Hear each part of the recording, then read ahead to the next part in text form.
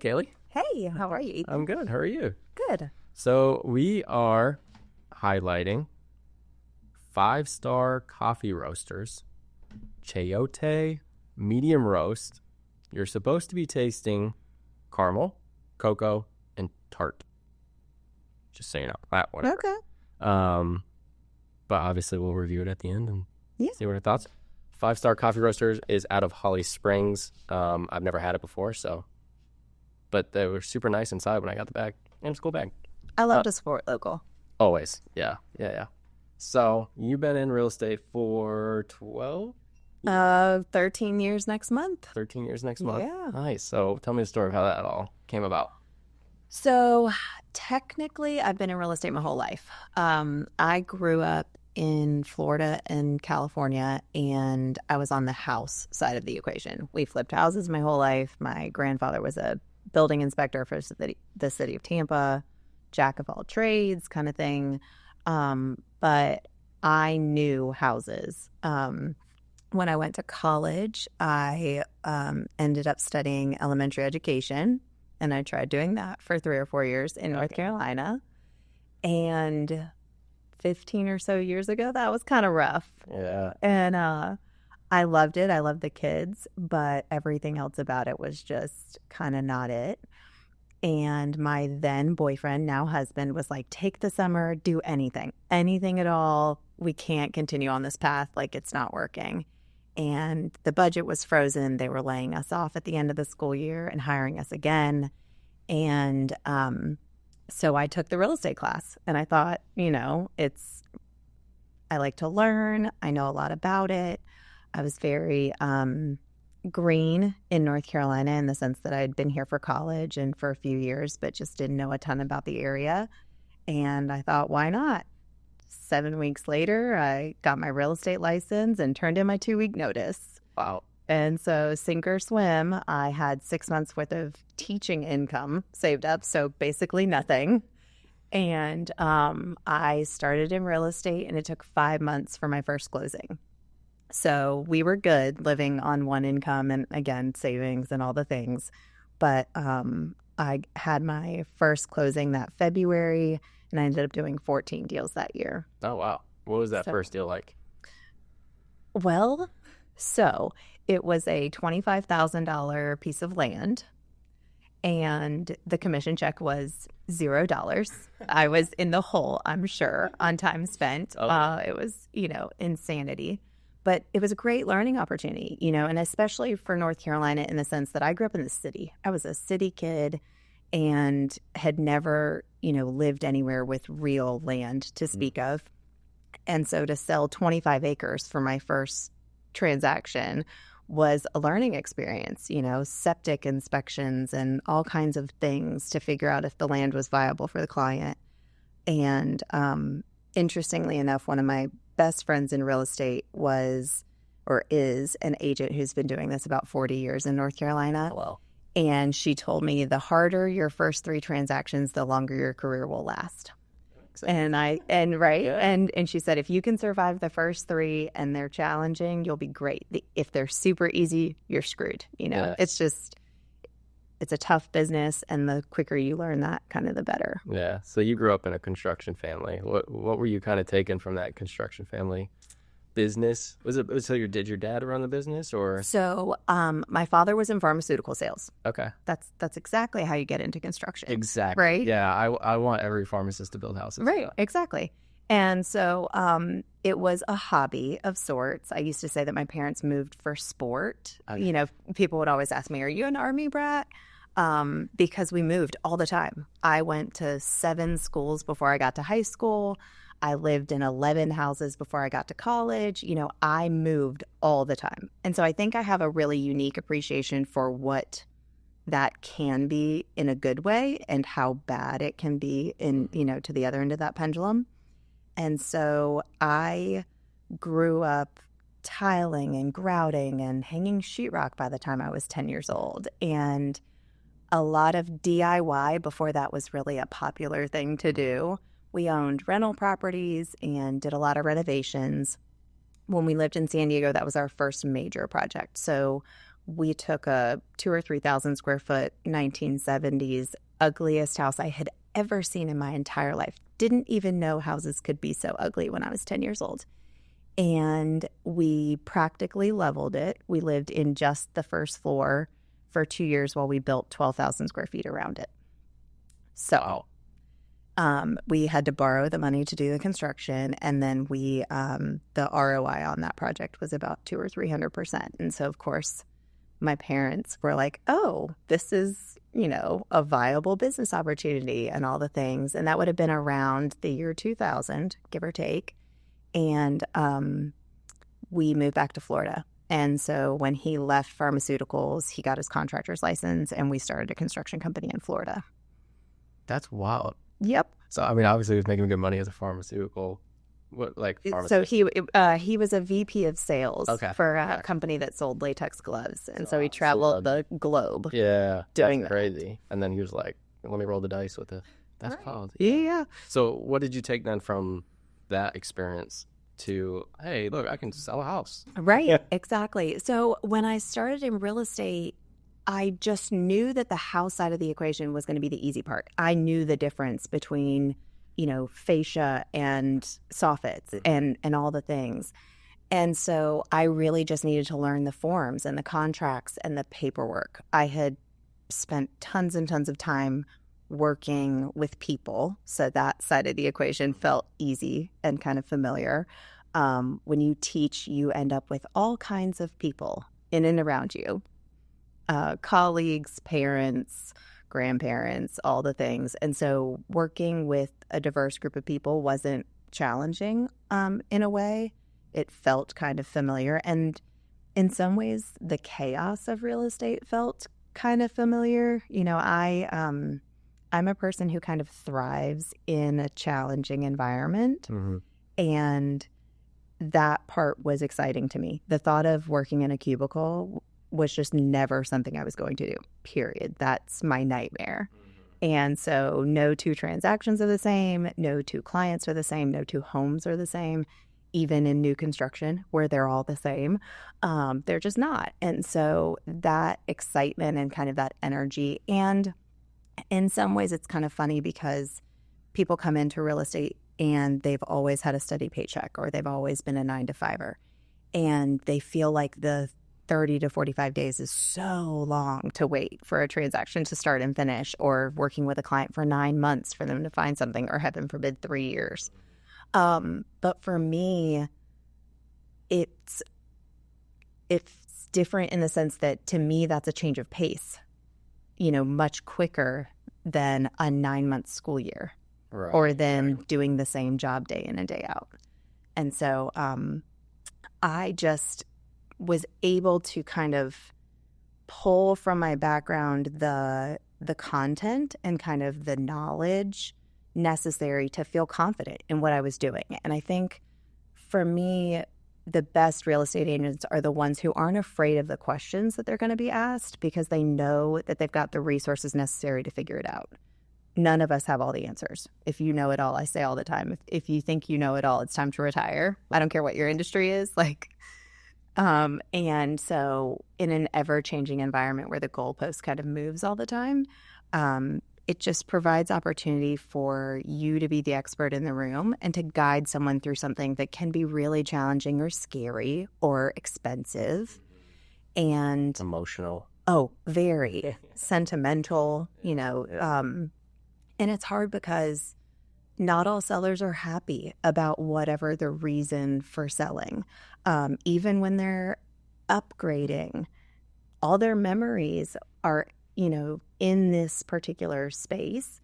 And so even when it is a happy thing, a new job, a promotion, moving closer to grandkids, whatever the case is, there's always, some tension associated with kind of leaving something behind. Yeah. How would a new agent deal with that? Like, do you get your license?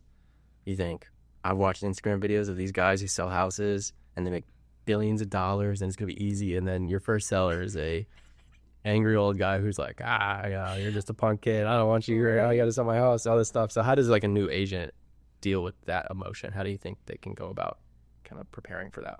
So I think There's a few things. It's important to remember that in most cases, regardless of who the client is, in most cases, you're the only one with a North Carolina real estate license in the room. Even investors who do this day in and day out don't have as much knowledge or experience as you do in this specific environment. They might have sold 40 houses in their lifetime, but if they didn't do it in the last 24 to 48 months, they don't know anything about what's happening here and now. And so I feel like part of it is leaning into your knowledge and leaning into the facts of what's going on to kind of help pull some of the emotion out of it. But also I think a big part of it is empathizing with the emotion and leaning into that too and saying, you know, I get where you're coming from, even if I'm 20 years your junior, or in some cases 50 years your junior. And it's okay to not take it personally that someone's really disgruntled about selling. We see it all the time in divorces when someone passes away. You know, there are a lot of negatively associated feelings with separating yourself from the property. And I think it's okay to just call a spade and not to expect people to be happy about it. Like every situation doesn't have to be like, oh, we're selling your house today, you know, like meet their energy kind of where it is. You don't have to become a grumpy old man, but there are ways to kind of meet in the middle. Mm-hmm. So going back to the start of your real estate career, when you got your license, did you think you were going to be an agent forever? I don't know. No, I mean, I think I enjoyed real estate. I still enjoy it. I think for me, I enjoy helping people, whatever the facets are. You know, I enjoy helping them personally, professionally. I'm big on, you know, watching other people find themselves and kind of grow into who they want to be. And I brought that to real estate in a way that might have been unique for the consumers that I was working with, because I was 25 years old, you know, and seemingly too young to know what I was doing. And I think for me, it was a matter of starting my career and seeing where it went and the possibilities that it could be. And I always knew I wanted to be a mom. And so for me, it provided the flexibility that honestly I had kind of leaned into with teaching, in the sense that my schedule was going to match theirs. And then I'd be available in the evenings and on the weekends and be present for my kids. And so I loved that about real estate, and I wanted to kind of lean into that. My path to leadership was kind of unique in the sense that in some ways I feel like you're just born to lead. Like there are people who just, that's in your DNA. Absolutely. And it doesn't matter what you're doing, whether you're on the playground and you're 7 years old, or you're in a boardroom, or you're at school. There are just people who have that and enjoy it, and don't end up there by accident. And I feel like that was kind of always who I was. My aunt jokes that I was 30 when I was 13. You know, I used to plan our family vacations. And when I was 13 years old, I did our taxes. You know, I helped my mom run the business when we started it and when we ended up closing it ultimately, right before the bubble, literally right before. So we closed the business in 2006. But I think it was one of those things where I was leading in real estate even when I wasn't in leadership. So the manager who hired me is someone I adore, but she was sunsetting her career. You know, she had been a mega producer in Buffalo, New York, and had found leadership later in life. And it was just kind of a culminating point of her career to just pass along what she had learned. The difference for her is that technology wasn't a thing in her career. You know, the vast majority of her career were giant binders with paper pages of homes, et cetera. And so she had never sold in the modern real estate environment. And so it made some of her methods and some of her practices a little bit antiquated for what we were dealing with. And so I started in leadership in the real estate office almost by default, because people would get one answer from her and not really feel like it fit. And then they would come find me to be like, what do you think about this? And so I think everyone in the room knew that I would take over for her one day. And then she retired about 5 years prematurely, unexpectedly for everyone, herself included. She kind of had a disagreement with the senior leadership and decided she was too old for this and I'm just going to exit early. And I was 9 months pregnant with my first child. Oh, my God. So they almost didn't interview me for the job because of that, which, of course, is illegal. Right. All the things. They did, and it all worked out, and it was fine. But I didn't even have a child care plan when I was hired for my first sales leader role. And I started in October and delivered a baby 5 weeks later. Wow. And went on into my maternity leave. So I took a break. Yeah. She covered for me for a couple months while I was on maternity leave. And then I came back in January. Yeah. So what was production like before you took over in a leadership role? So I was the rising star for our company in my first year for our division. So I was doing real estate in a rural part of North Carolina where at the time the average price point was somewhere between $150,000 and $200,000 a year. So I did 14 transactions that first year and barely made the same amount I made in my first year teaching. But as far as I was concerned, that was a win, I broke even, on this giant leap that I took with no real backup plan. And, knowing that teaching was technically my backup plan because I assumed that there would always be opportunities there. But, eventually I made it to about 25 to 30 transactions annually. I did about $8 million in volume in my last year leading into being a sales leader. And considering at that time my average price point was still $300,000 or $400,000 a year, it was quite a feat for me to have made it to that volume. And that was also pre-COVID. So, kind of working twice as hard for the same amount of volume these days now that prices have doubled. Yeah, I know. It's crazy. So you're doing well, you're kicking butt as an agent, and then you say, yeah, I think I want to take over. I mean, it's kind of my calling to do this. So what do you think qualified you from going, okay, I'm doing, I'm selling 30 houses at $8 million plus a year, to now I can lead a brokerage? So in a lot of ways, it felt organic because I was already really doing the job. So our sales leader at the time was kind of a Monday through Thursday, 9 to 4 kind of person. She lived 45 minutes to an hour from the office, didn't know much about the local area, wasn't really based in that part of the world, and she had kind of checked out. And so in a lot of ways, I was leading our agent advisory council. I was filling in for our admin so that she could go to Ireland for her daughter's wedding. So I learned the compliance side of the equation because it drove me crazy that she would take a week off and still work the whole week that she was gone because she just didn't want anybody to screw anything up, and make sure that agents got checks processed and all the things. I was mentoring. I started as a mentor in our office at probably like the 2-year mark. And so I'd been mentoring for 3 or 4 years. I was teaching a business planning class. The company was kind of paying me a stipend to just assist in a leadership capacity with training and other things. And so it just felt like there was very little about it that I wasn't already doing. A lot of the behind the scenes, maybe the profit and loss statements and some of the financials. But outside of that, I really was fulfilling a lot of the space in the leadership capacity.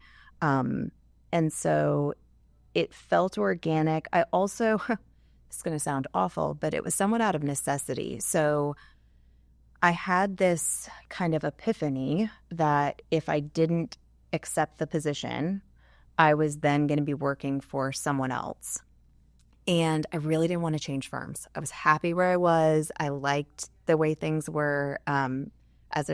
As the saying goes, the apple cart was good. I didn't have any real grievances, and I was settled. I'd been there almost 6 years at the time, or just over 6 years.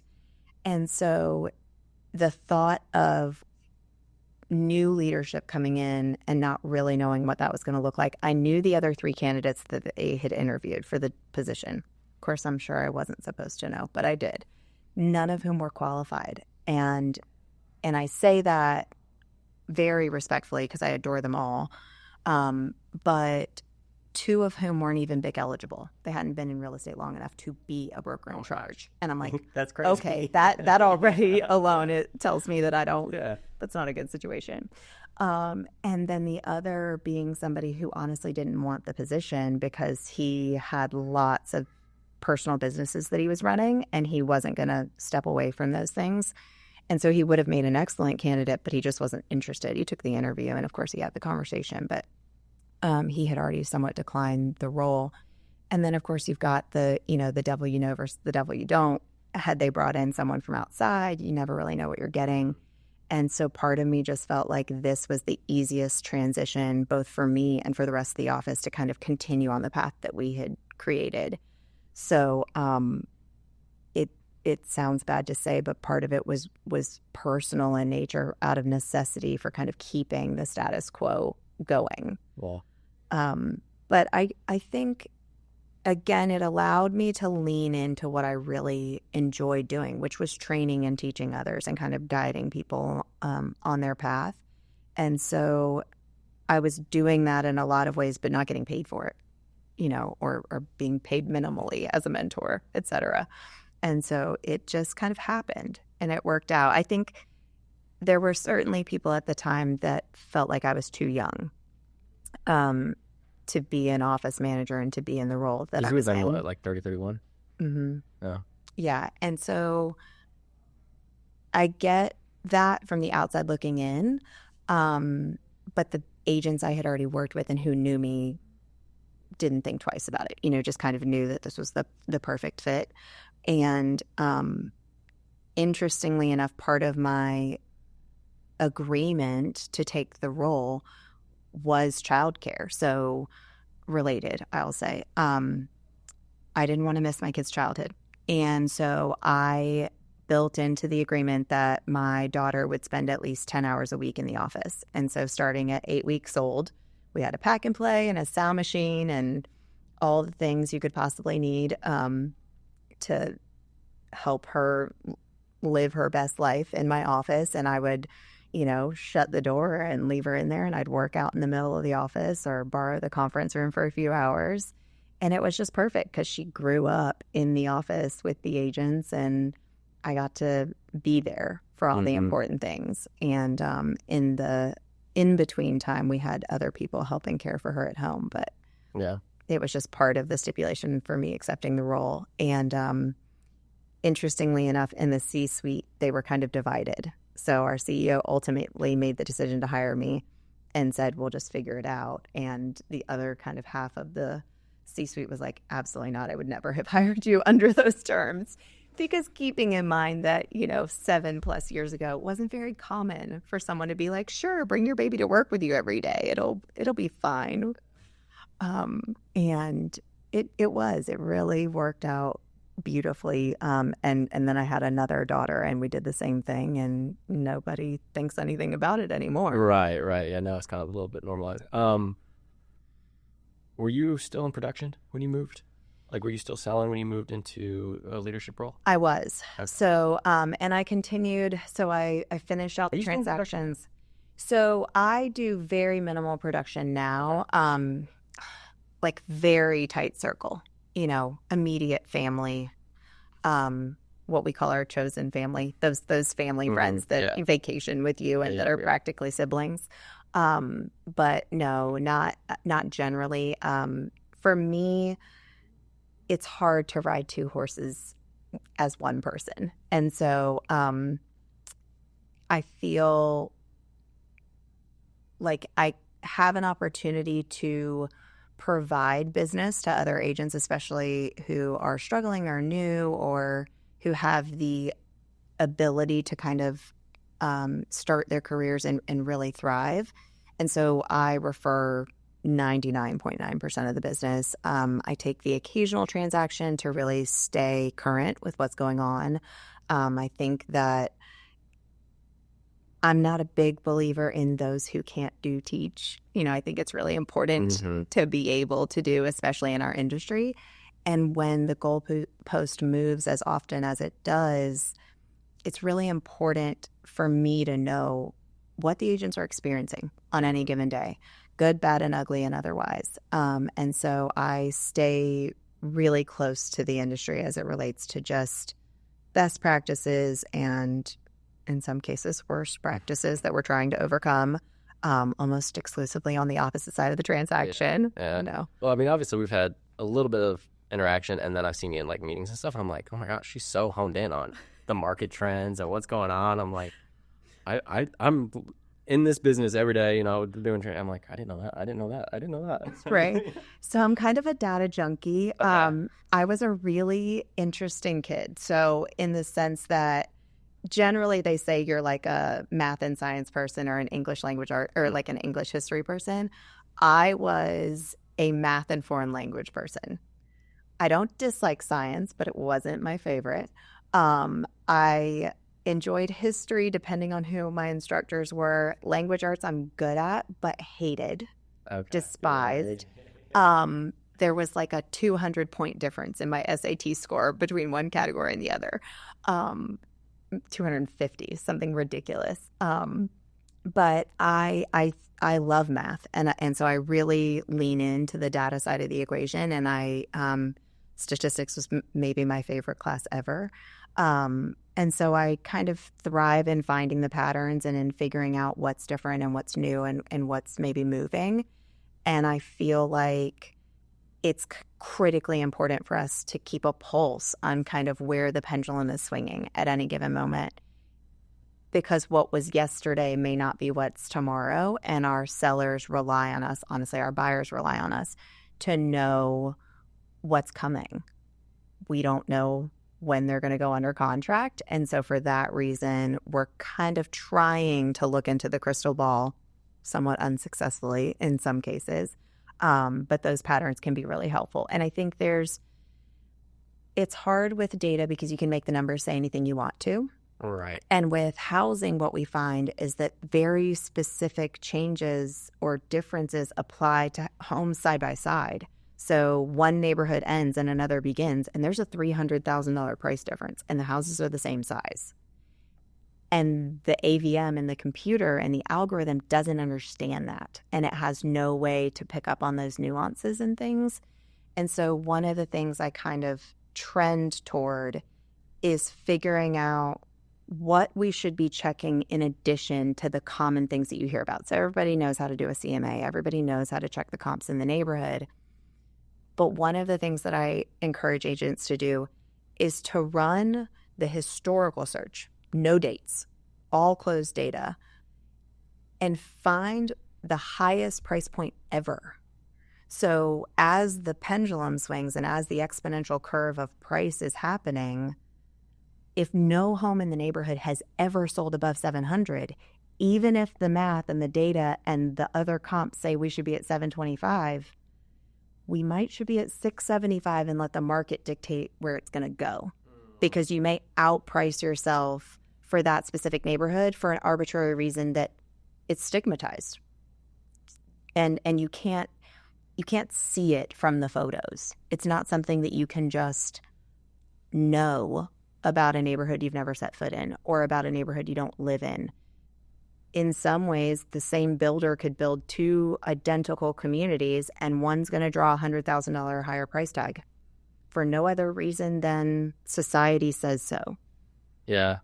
Why do you think we're seeing more days on market and price drops, like more so now than we have in the last 5 years? So one of the things that changed for me in the local real estate market during COVID is that historically, honestly, for 4 or 10 or 100 decades, who knows, we always priced based on closed data. Mm-hmm. And the thing that changed with COVID and a supply shortage is that list price became a material fact of sorts. It became something that we needed to pay attention to, because the problem that happened during COVID and during any supply shortage is that buyers started to realize that you couldn't search up to your max. You had to start searching $50,000 to $100,000 below that because you needed a buffer. You knew you were going over asking. You knew you needed 5-digit due diligence fees and all of these things. And in order to afford that, I had to build in a cushion. The problem with some of our listing agents locally, and honestly, just some of our long-term agents, is that they didn't pivot from the system they'd already always used. They just continued to look at closed data and continue to look at closed data. And if you always price accordingly, at some point you price yourself out of the market, in essence. And so the list prices have risen dramatically. So they've doubled in nearly every case or more from what they were 10 years prior, even 7 years prior. And unfortunately, what that does is it doesn't create space for that buffer and for that value to really shine through.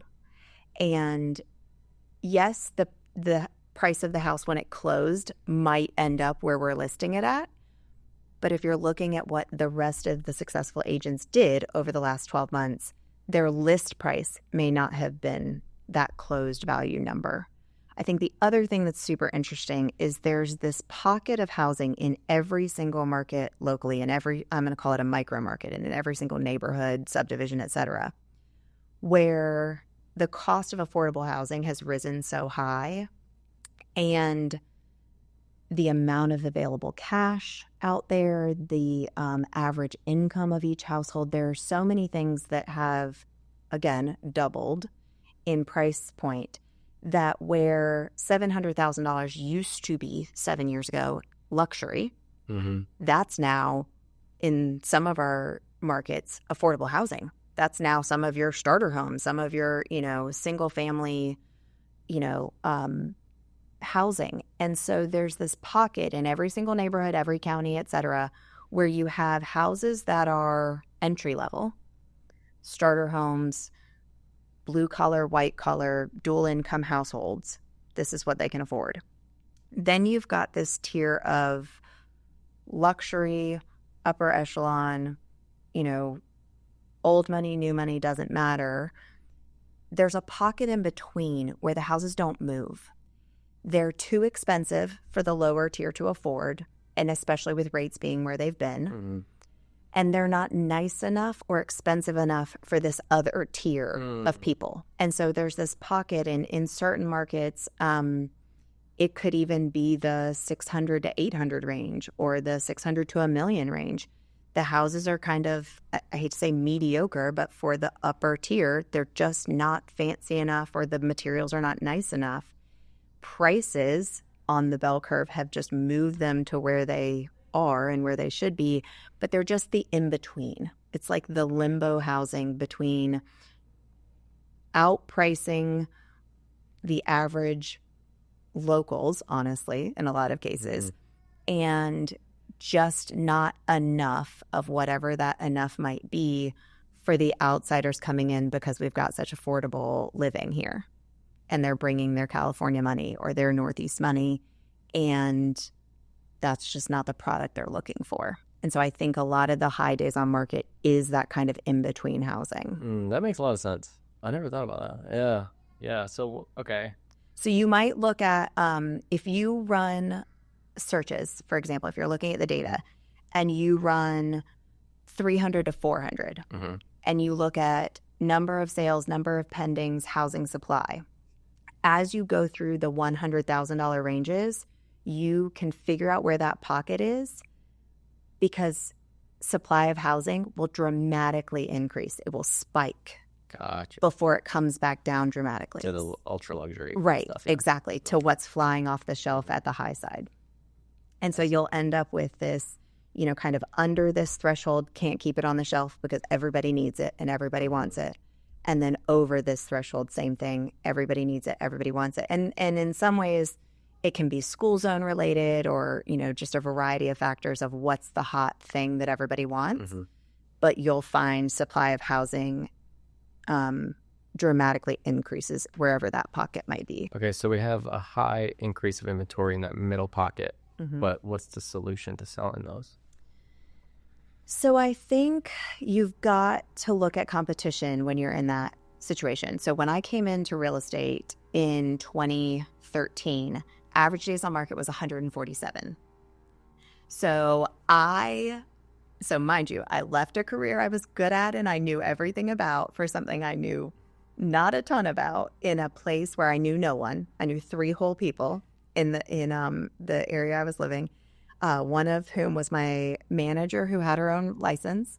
The other was my admin who hadn't moved in at the time 12 or 13 years with no plans on doing so, and was trying to marry me off to one of her sons. But, who's counting? And then my boyfriend who worked in the hospital health system, which was great actually because I could give him 100 business cards and in 2 days he'd need another 100. So he was certainly my raving fan back then. And always. But I think the thing about that market is that it's important for agents to understand it's always a pendulum that swings. Sometimes the pendulum is a 12-year pendulum. Sometimes it's a 4-year. Sometimes you pivot on a dime from buyer's market to seller's market. But it's always a pendulum that swings, and nothing's ever forever. So there is no, we're going to stay in a seller's market indefinitely. So you do have to be adaptable and flexible. And so as we look at that pocket, you're in a buyer's market. Mm-hmm. So if you're going to be the shiny object in a buyer's market, price is going to be critical, but also highlighting features that outshine the competition is going to also be critical. So it could be whatever's unique about the house. It could be something you make unique about the house. So if every house in the neighborhood is still Formica and brass, you may have to invest a little bit of money and be the one with the quartz counters and the, fancier light fixtures, or add the screen porch, or whatever the case is. Granted, we're not trying to encourage sellers to spend copious amounts of money, but there are certain tweaks that you can make that will help you outshine the competition. If it's a 30-year-old neighborhood, you could be the one who's replaced the roof already. And, you've got 7 others that haven't. And so part of it is taking a really deep dive and critical look at what's out there, both before you hit the market or before you go private exclusive, and once you're in it. Right. Not every house has the luxury of time, in the sense that we don't have the 6 weeks necessary to get X, Y, or Z ready. On that front, there's always the possibility of a credit instead. So here's the vendor, here's the price for the countertop replacement, here are the 7 options, the 75 options you can pick from. Seller's willing to get it done prior to closing. Here's the address of the lot. Go walk it and pick your own slab. Whatever the case is, essentially it's just going above and beyond, and not feeling like you can just lean on photos or lean on it's in MLS, so I've done my job, I'm going to wash my hands of this. In some ways, I think private exclusive is to your benefit, even when there's a high, heavy supply. Figuring out what the demand is for that micro market. Is it the fenced backyard? Maybe the fence needs replacing. Maybe there isn't one. Outdoor living, honestly, is a huge selling factor for nearly any price point in nearly any house. There's a ton of research on kitchens and outdoor spaces being the most critical photos that the buyers are looking at whenever they're doing their kind of online pre-searching. And so whatever you can do to spruce up the patio, to add something that, again, is going to be a big bang for your buck, but not necessarily a high-priced total project. I'm not saying throw $100,000 at your landscaping, but you can make a lot of aesthetic upgrades that aren't nearly that expensive, and just kind of knowing what's happening in the neighborhood. So whether that's the next door page, if they've got a Facebook group, a private listserv, and figuring out if maybe being more flexible than the other products on the market is how you can outshine the competition. The benefit of a private sale and a private exclusive is 1,000-fold, let's be real. But for the vast majority of people, it's convenience. It's the opportunity to kind of manufacture a transaction in the best possible way for all the people involved. If that means rent back or delayed closing or furnished homes, whatever it is that might be the appeal for the buyer or for the seller, the opportunity for the private transaction is almost the opportunity for a reverse offer where the seller gets to kind of set their own terms. This is what I'm looking for. I would be willing to sell my house. I am willing. I want to sell my house. But I know I'm going into a buyer's market. Who is the buyer? Who bought the last 5 homes? It might mean meeting your neighbors. It might mean meeting the people who bought the last 6 houses or going to the HOA meeting, and just kind of figuring out whose parents are trying to move to town, but they've got a house to sell in Connecticut. Okay, I'll sell to your parents and I'll be flexible with my timeline and I'll carry 2 mortgages for a month or 2 because I'd rather have a sure thing and a guaranteed transaction than to go to open market and just be one of 7 as my days on market kind of ticks. Right. And now I'm stigmatized because why hasn't it sold in 65 days? Right. And the only reason is that there just aren't 11 buyers for this neighborhood for the 11 homes available. So how do you deal then with, because I found this when I go on listing appointments, oh no, like my house is going to sell for X because like 3 years ago, my neighbor sold for X. And I'm like, and trying to describe like that's not, we've shifted pretty hard, I feel like. How do you, as an agent, then go into these listing appointments with not trying to make the seller feel like an idiot, right? Because obviously we are the expert, but also be like, okay, we are in a different market now. And how do you explain that to? So again, I'm a big data junkie, so I'm going to lean into the numbers. And in essence, my big thing is supply of housing. So number of pendings versus number of actives. And in essence, if there are 2 homes pending and 10 active, we've got a 5-month supply of housing. And so if no other house hit the market, it would take 5 months for every single one of these 10 to sell. Now, obviously, Mr. Seller, Ms. Seller, we don't want yours to be the 10th one. We want it to be the first one. And here are the ways that we can make that happen. But when your neighbor sold, there was a 0-month supply of housing. There was potentially a 1-day supply of housing. And it's honestly an easy conversation of supply and demand. When there is no supply and the demand is high, you have 27 offers and you have 75 showings in the first weekend. And the offer and the market sets a price dramatically above list, dramatically above the neighboring homes, dramatically above anything that's ever sold ever. But that's not the market that we're in currently. And had you sold 3 years ago at that time, your house might have been that house. It may have doubled that house. Who knows what could have happened at that time? But we've got to establish where we are today and kind of make a plan based on that data and on that information. And there are still homes, neighborhoods, pockets where there is a 0-day supply or a 0-month supply, and those houses will fly off the shelf and they will sell for over ask. But it's certainly not every house, and certainly the market has shifted and there are things to consider in that way. And I think the conversation with the seller is just an honest one. They can set the price and they can decide, I want to sell my house, but only for this number.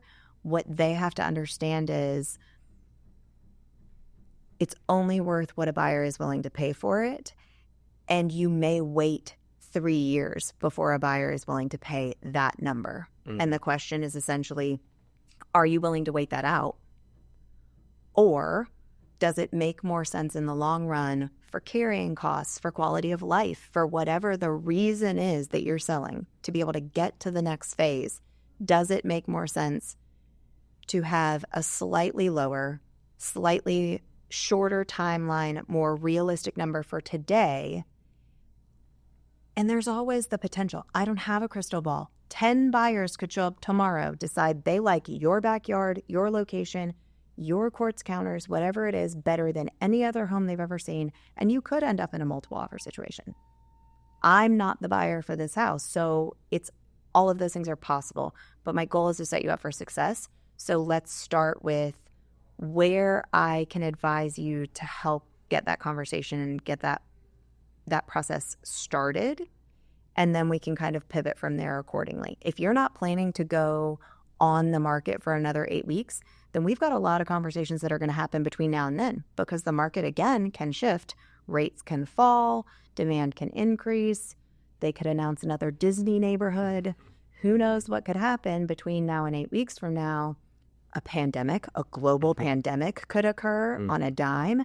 And it's a very different conversation than the one that we're having right this second. So it's important for sellers to understand that I think in a lot of ways, regardless of what type of market we're in, we always have to combat the my neighbor. My neighbor did this, my neighbor did that. And in a lot of cases, that house is half the size, double the size. They have no concept of how that's an apple and this is a pomegranate. You know, these are not the same thing. They just know they're in the same neighborhood, and that's their kind of common ground. And unfortunately, as it relates to the numbers and the math and the data and the real estate of it all, that's not how it works. And I think education is honestly the easiest thing to lean into in a very humble and factual kind of way, an empathetic way. You know, there are AVMs out there that tell them their house is worth $1 million, but it's based on the, you know, McMansion sitting right behind it, or it's based on, you know, a flawed algorithm. Honestly, sometimes they're on the low side. They see what they see, and they only know what they have access to. They see their tax assessed value. Well, those are never right. Never. 100% of the time, they are wrong. There's very few absolutes in life, but I feel like that's one of them. That's true. It comes up so much. All the time. And I'm like, okay, it hasn't, I don't know. I mean, historically, I've only been in the business 7 years, but never in my 7 years has it been right. No. So. Well, and it's all revenue based. And I think that's, again, the problem that we face is it shouldn't be called an assessment at all. You know, it's all a ratio of revenue that they're trying to receive. And so they adjust price and then reduce rate so that they're not, again, quadrupling everyone's tax basis overnight. But at the same time, that has absolutely no bearing on the market, the actual value, any of the things. It's literally just, this is how we run the county or the city or the town or the state. And so we're just picking a metric to attach a percentage to so that we receive funds and can pay our own salaries and our own expenses and continue to do this all over again next year. Yeah. And so it's not fair to the sellers or to the owners, because they certainly aren't in this all the time. But it's certainly a flawed system that every so often you just get this new bill in the mail, and now we're paying twice as much. That's right. Oh my gosh. So what separates a good agent from a great agent from your perspective? I think a great agent is constantly looking for ways to improve their practice. So I think customer service is by far the best thing that any agent can lean into, in the sense that listening to what the customer needs is going to be the easiest and best way to be a great agent. We tend to be talkers in a lot of ways, myself included. But I think when you're listening and paying attention to what matters and asking follow-up questions, you know, why are you selling? Well, we need more space. Okay, what kind of space? I can have a 3,000 square foot house and a 2,000 square foot house, and the 2,000 square foot house lives better because it has 4 bedrooms, and the 3,000 square foot house has 1. The devil's in the details. So I think both in the listening side of the equation and in the discovery of what they're looking for and what they need, but also in the customer service side of the equation, how can I make this process easier, better, honestly, all about the customer and not about me? You know, I think the best and greatest agents are somewhat selfless in nature, in the sense that they're in this to assist people and to help and to do a great job, and they care more about making sure that the customer feels and experiences that than they are about the paycheck or their ego or, whatever they're gaining from the business itself.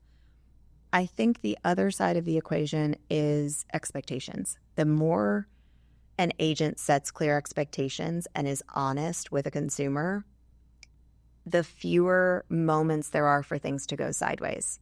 So we used to call it having the second conversation first. Anticipate what's coming and make sure that they're very well versed in what this is going to look like. I'm not a big believer in selling houses on the first day. I might be in the minority in that way. But to me, a great agent creates space for anyone and everyone who's interested in the property to have the opportunity.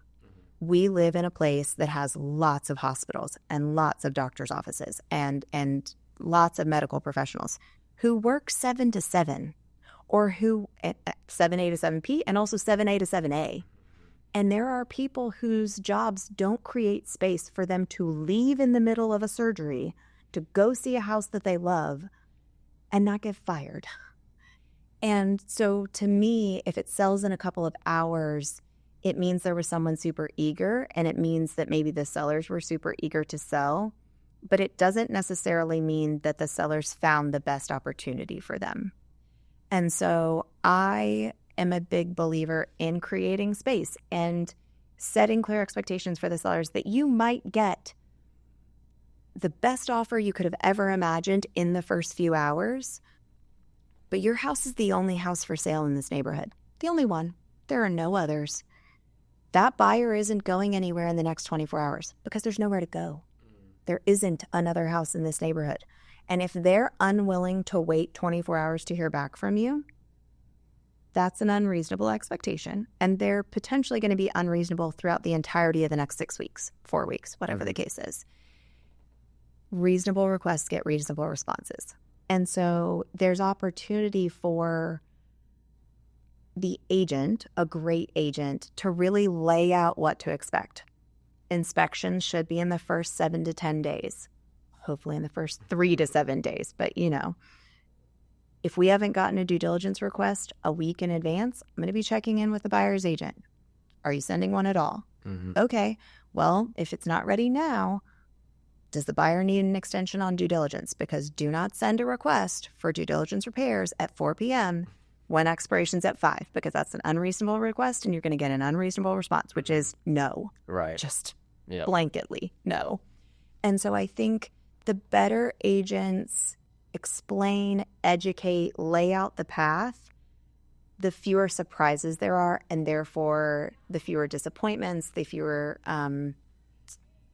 problems, issues, et cetera, that arise. So great agents have great processes and great just overall systems, organizational systems for what to do when, whether they have support staff that are doing those for them or they're doing it themselves. They just know the game start to finish and even beyond and before, and they help educate someone who doesn't do this day in and day out. It's easy to forget that everybody else doesn't know what you know. Yeah. Or that you haven't said something out loud, because sometimes our heads are, a few hours ahead of where we actually are in the process. And so I feel like that's kind of the difference between a good agent and a great agent. Yeah, that makes sense. Well, on the flip side, you have an agent that's discouraged. Mm-hmm. What would you do for an agent that is feeling like, okay, I'm just not, it's been 6 months, I haven't closed a deal, like, should I stay in the business? Should I get out of the business? Mm-hmm. Kind of what's your advice to them? So that's a hard one. I hate to say it depends, but I think it depends on why they're disgruntled, why they're disappointed, why they are where they are. In some cases, I think we are not great at giving ourselves grace and knowing that we're new. And again, I'm a big believer in clear expectations. So when I hire new agents, or when I used to hire agents before they finished real estate school, in all honesty, or even started in some cases, you're starting a small business. If you think about real estate, pick any analogy, it doesn't matter, but I generally trend toward the bakery. You're opening your own bakery. If you only worked in your bakery 15 hours a week, you would never be open to the public and you'd never have any product available for sale. It's just not enough time invested on a daily, weekly, monthly basis to ever really get off the ground. Mm-hmm. In real estate, you're starting a reputation-based business, and any agent can expect to scratch the surface for the first 2 years at minimum. You're building a reputation. You may have a reputation in another industry, but they don't know you for real estate. So you've got to build that. They can trust you all day long. They can like you all day long, but they don't know that you know real estate until you prove it to them. And so some of that is proving it from a knowledge perspective. Some of it is proving it from a transactional perspective. So in a lot of ways, unfortunately, starting in real estate is a snowball that builds. So until you have a piece of business, the expression goes business begets business, you've got to kind of start somewhere so that the dominoes can continue to fall. But my question to that agent would be, what have you tried so far? What worked? What didn't? If something worked, are you still doing it? Because again, follow through and follow up is not something that agents or just people in general tend to be good at. And so have you leaned into the things that were successful? I'm also a big believer in a mile deep, not a mile wide. So do a couple of things and do them really well and commit to them. Don't try 100 things, because you tend to try something one time and then it didn't work and you give up on it. Yeah, you send out mailers once, nobody responds, you're like, oh, that was a waste. Right, absolutely. So anybody who ever comes to me and asks about mailers, I always say blast campaign or no campaign. So essentially, you have 4 to 6 pieces, you send them back to back 1 week at a time. You send all 4 in 1 month. You send all 6 in 6 weeks. And in essence, the first time, they have no idea who you are. It goes in the recycle, goes in the trash. Second week, a different person collects the mail. They don't know who you are, goes in the recycle, goes in the trash. By the third week, you have created a pattern. And now at the bare minimum, they recognize your face or your name. By the fourth week, they're like, this person's actually legitimate. Like they're committed to this at the bare minimum. Part of it's content. So again, some of it depends on what you're sending. There's a super successful local agent that when he was new in the industry, he now runs a major team in a major firm. But when he was new in the industry, he sent out black and white postcards. And the only thing on it outside of his contact information was on one side, the front side, it said, I'm a real estate agent and I don't suck. It's the only thing it said. Sent it to 1,000 people or however many people. That's all it said.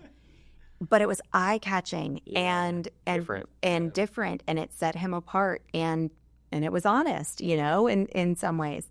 And I think there's something to be said for that. So figuring out what your lane is as a new agent is really important, and it's hard to know because you're new. Right. I was a new agent. I threw all the spaghetti at the wall. I tried all the things. But part of that is pick the 3 things that you enjoy, because if you don't enjoy it, you're not going to stick with it, period.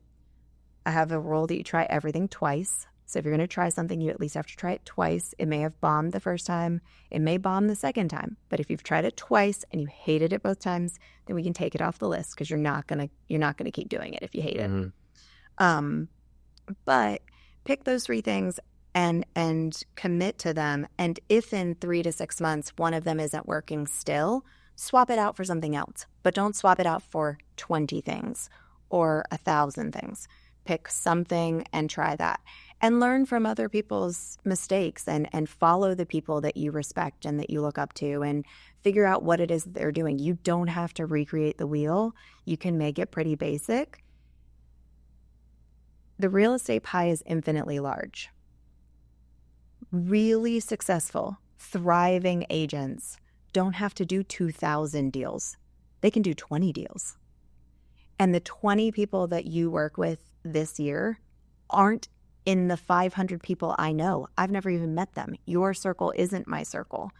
And we live in an area that's so heavily populated and so heavily in high demand that I don't have to worry that there's going to be overlap of my circle and your circle, or my business and your business. I will attract business based on the energy I give. people are drawn to people like them. And it doesn't mean that they're not also still very diverse in age and ethnicity and everything, but they have similar energy or similar interests.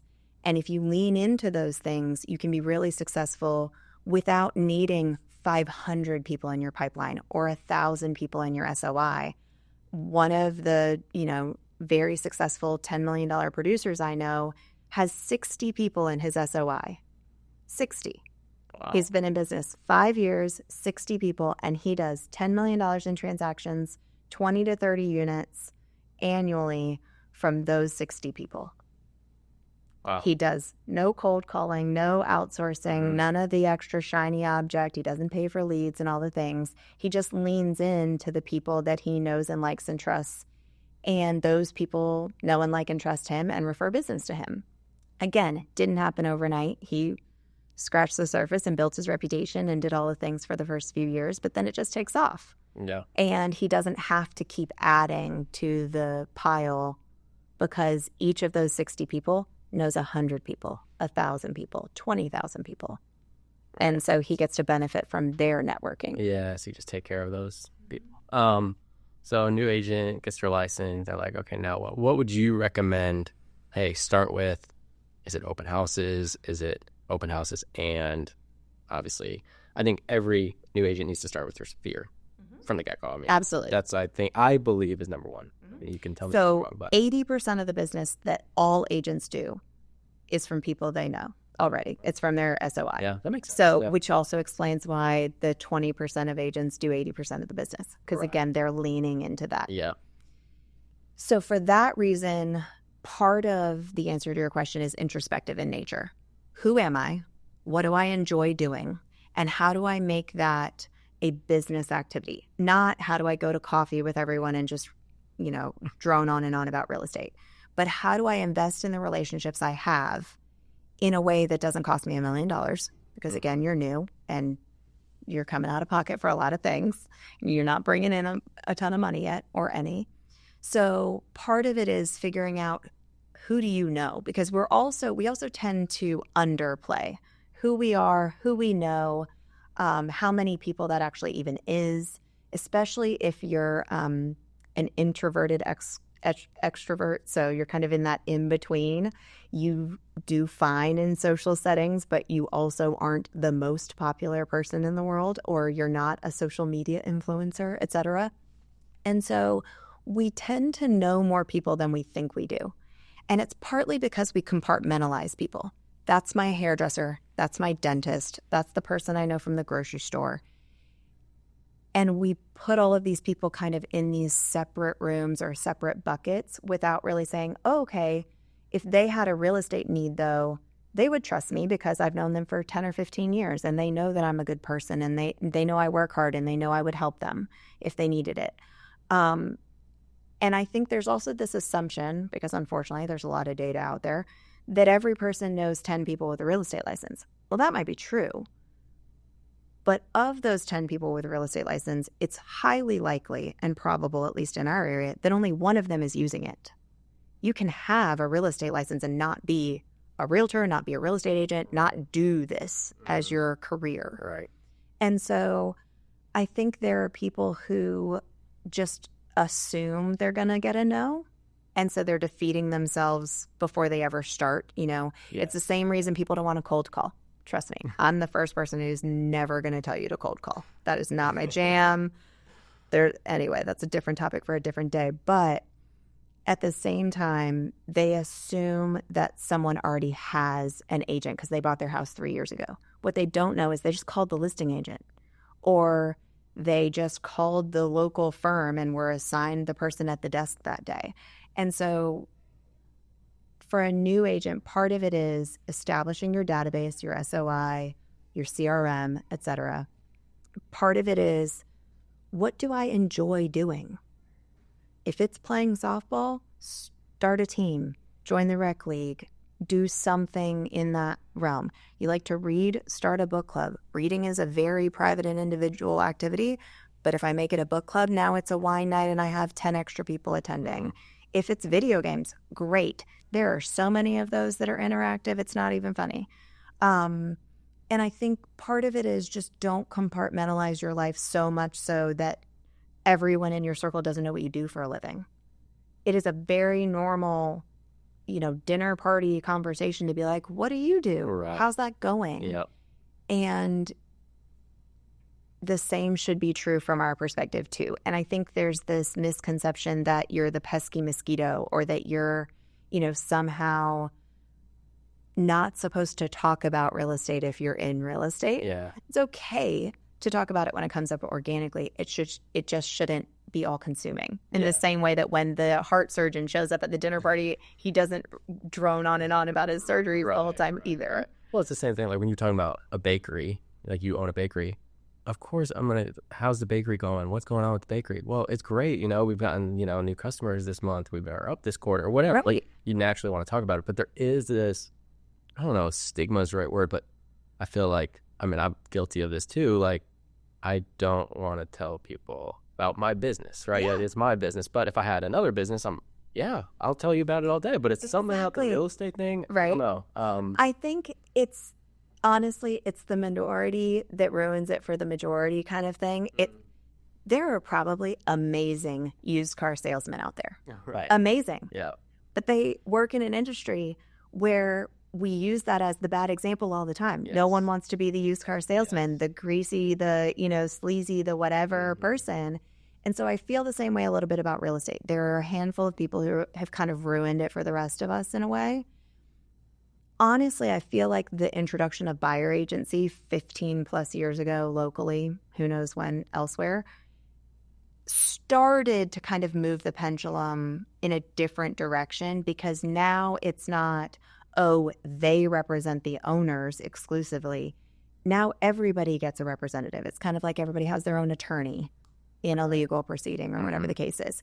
And so I feel like buyer agency has almost kind of helped swing the pendulum back toward, oh no, this is a really valuable thing that I can have someone representing me exclusively in the transaction and guiding me through this very complicated process so that I don't end up buying a lemon that's riddled with termites or about to cave in, and I'm not investing my money in the wrong places. And so I feel like that stigma is shifting, but of course none of those things happen quickly. Yeah. Yeah, and I feel like too, it's definitely getting better, especially with social media, because it's so prominent in today's life. Like everybody wants to share what they're doing on social media, whether it's, hey, I want to be a millionaire by the time I'm 25. Here's my journey, or whatever it is. So like, I think if you're a new agent, sharing that on social media is huge, especially, I don't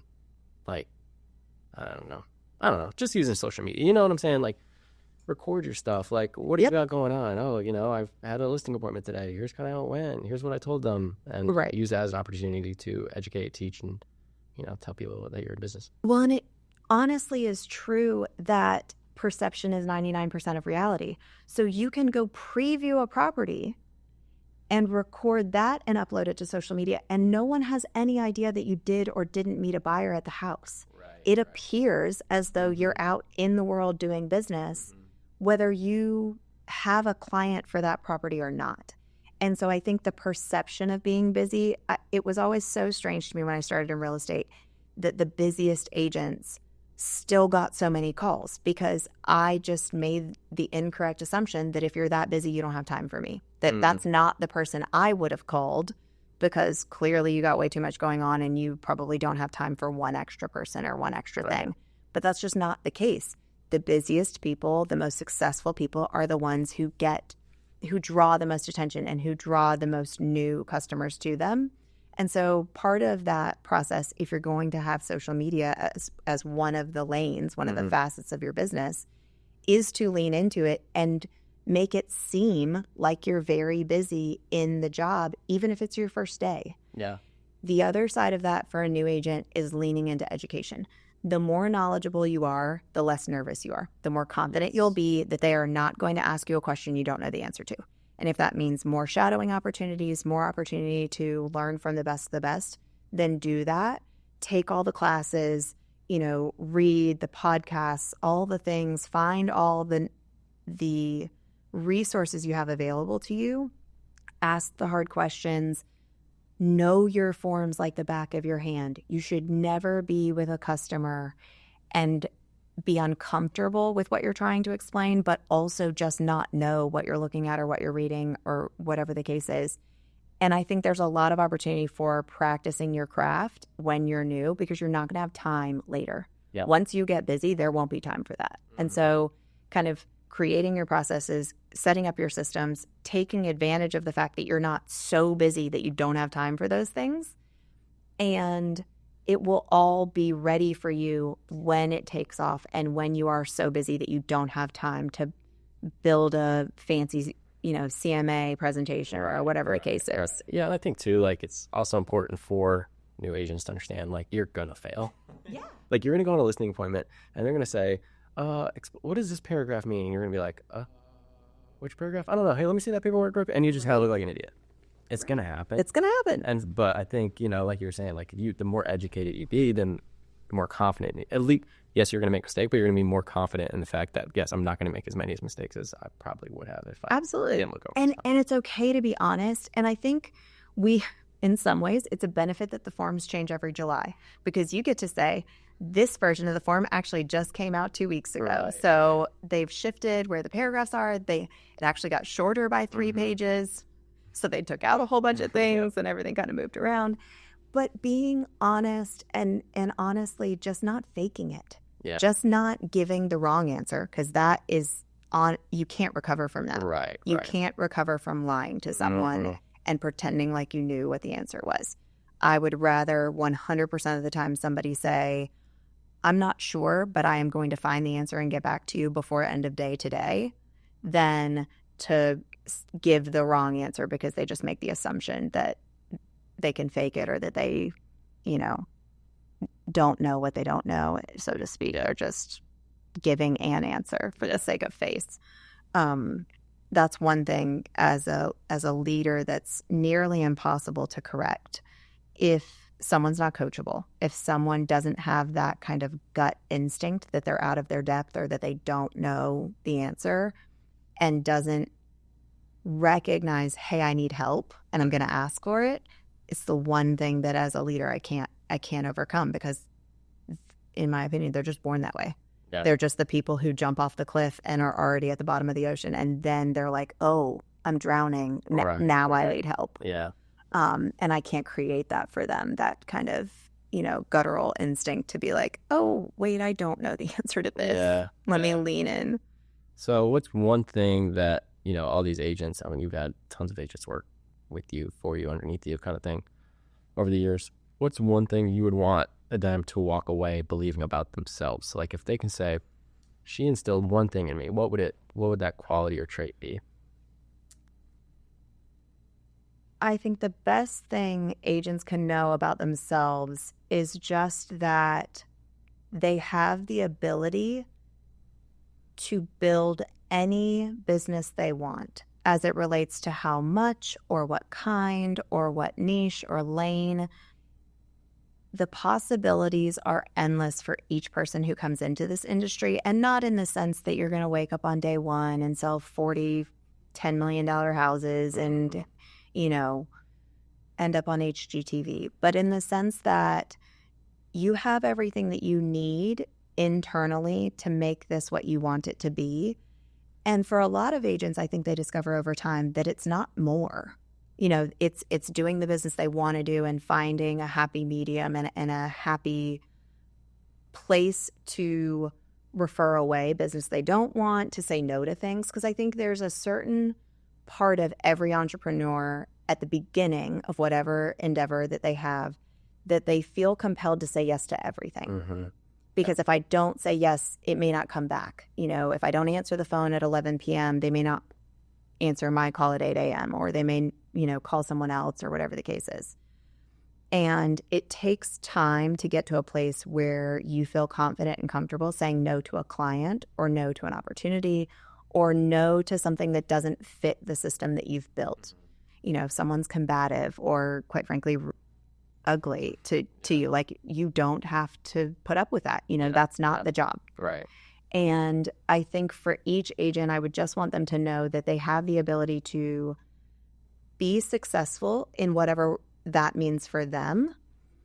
And also that it's okay for that success not to look like everybody else's. I think there is in real estate sometimes this keeping up with the Joneses mentality, both on the consumer side and on the agent side, that, you know, on the consumer side, they have this, so I should, or they want this and I should want it, etc. Agents too, you don't have to want to have a 10-person team. You don't have to want to make it to 100 million in volume or 3 million in transactions. The person making $3 million a year in real estate is working a lot of hours, maybe more hours than you want to put in because you have other interests or other things that you want to do. Managing other people is not for everyone. And so not everyone's meant to be a team leader or to have staff. It's okay to build an individual business if that's what you want it to look like. Yeah. And so I think the other thing from where I sit is just to know that you're never alone. This is a business that can feel very isolating in some ways. Yeah. And whether you're a principal or a team lead or you're a team member, you're not alone in whatever it is that you're going through. Someone somewhere has experienced whatever is going on. And while no two things are exactly alike, there's a lot of commonality there. And you have a ton of resources at your disposal, regardless of where you hang your license and various things. But you're just not on an island doing this by yourself. There are a lot of people who want to see you succeed and who want to help you along the path. And I would encourage agents to lean into that. You sometimes see a transaction where you're an experienced agent and the agent on the other side, it's their first deal or it's their second deal. And it's clear at some point in the process that they just don't have the training maybe that they needed to be in this transaction independently. And I feel like the majority of our industry comes from the perspective of, let me help you. Yeah. And let me help, fix what's potentially off here. And certainly not the alternative to that, which is, you're on your own and you screwed it up, so figure it out kind of thing. I think we generally get into this industry because we like to help people, and it's a people industry. The people who enjoy the cubicle and enjoy the, I don't work with others, do not accidentally happen upon real estate. Yeah, no doubt. And definitely not on success in real estate. Right. So if, let's say there's not a new agent, because I don't think a new agent should set up in leadership necessarily. I think if they have experience working, but if you're 19, you probably shouldn't step into real estate leadership. But what advice would you give to an agent that says, I've been kind of doing this for a while, I think I want to step into leadership? What advice would you give to somebody to take those steps? I think the why is important. Why leadership versus sales or versus, being an agent. Again, I think it's intrinsic. I think it's something people are born to do. So I wouldn't question it if they're already a leader on their team, if they're already a leader within their office, within their firm, within the industry. There are plenty of independent agents or sole proprietors that are part of the board or working with nonprofit organizations where they're already stepping up into that capacity. I think if you're simply doing it for steadier income, or you're doing it because there's a natural progression of things and I've kind of done this and, I need to figure out what the next step is, I don't necessarily think that that's the right reason. Yeah. Or because I can't be a boss of my own team, so I'll try to be a boss of an office. Right. Absolutely. And I think, unfortunately, we live in a society where that's kind of what happens. You do it for a long time and people are like, oh, let's put you in leadership. No. I don't care if you've done it for 5 minutes. You were either born to lead or you were not. And it's okay that you weren't. There's nothing negative about that. It's just different. Yeah. And so I think part of it is figuring out the why of leadership, but also the same thing for new agents. Who are you and who do you want to be as a leader? What is the goal? What type of leader do you want to be? Because the sooner you can identify that, the sooner you can lean into it. I used to joke that I'm no one's boss. Unfortunately, when you work as a sales leader in real estate, the agents are 1099s and you're salaried. And so in theory, they're not my staff. I'm not their boss legally or otherwise, but there's not really an easy way to explain that at a dinner party. This is Kailey, she's my boss. And I used to joke that I'm no one's boss because I manage and I facilitate and I do a lot of things, but I don't have any intention of being someone's boss. Yeah. I'm not here to tell everyone what to do. And so I think there are certainly people who are, and that's quite possibly the worst possible leader for real estate specifically, because we're just not structured that way. Right.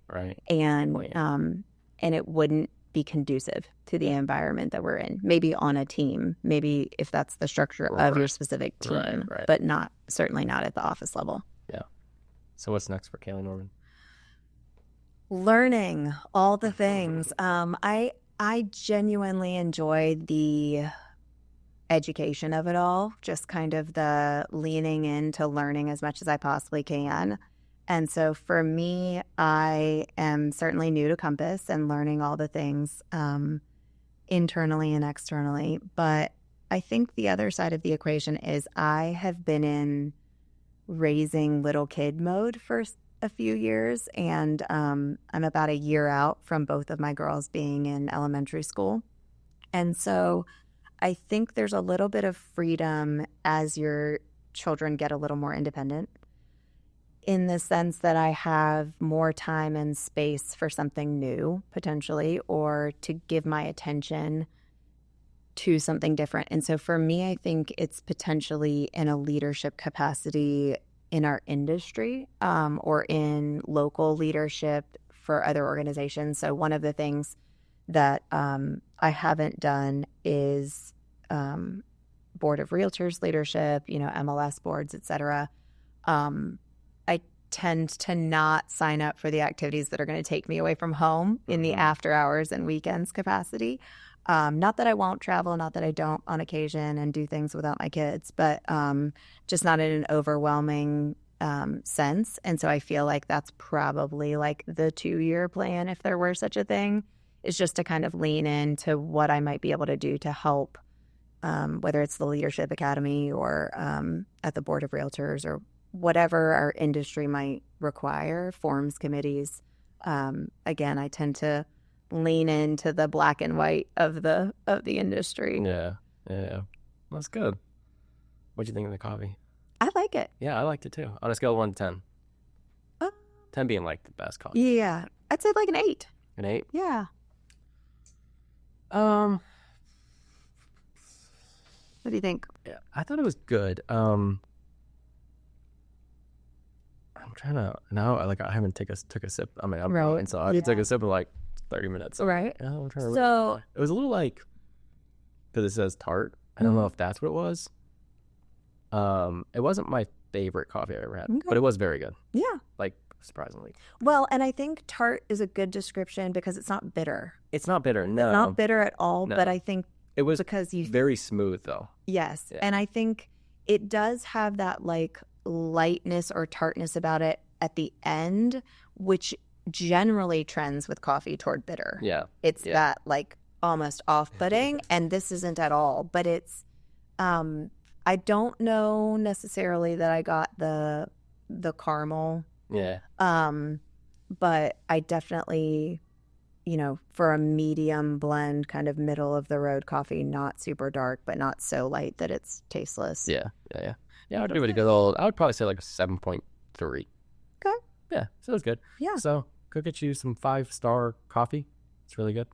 And they have, oh my gosh, so many different flavors. This is just the one I saw and picked up. So, but we did, last week we did, what did we do?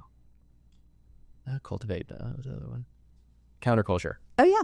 Which is really good. Mm-hmm. But I had a bone to pick with Counterculture because their bag, you couldn't open it because it's like, I don't know if it's like an organic bag or whatever. Right. But this has a nice, easy pull. Done. That's how you do it right there. Take some notes, Counterculture. Right. There you go. That was delicious. Well, thank you so much for coming on. I've learned so much from you, and it's great talking to you. So thank you, and we'll see you next time. This was fun. Bye, everybody.